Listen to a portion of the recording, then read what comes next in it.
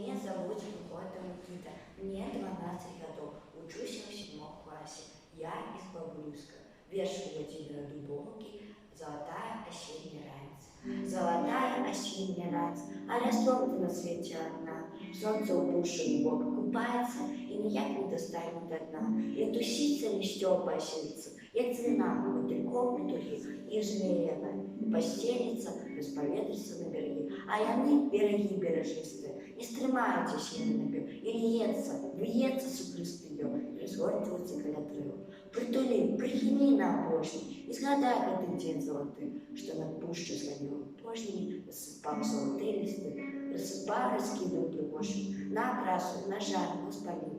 Развітальная крыляная горша, яна можа і сэрца спаліць. Не бяду, не гару пацем жару, не несці, шчасця не шукаць, за балотамі ісці за лугарам, прамянісца перастагаць. Не гаруй, ты дарэмна плакаў, я прыйду, я вярнуся ізноў. Лёс для ўсіх бывае аднакаў, як для тых засмушчоных лістоў.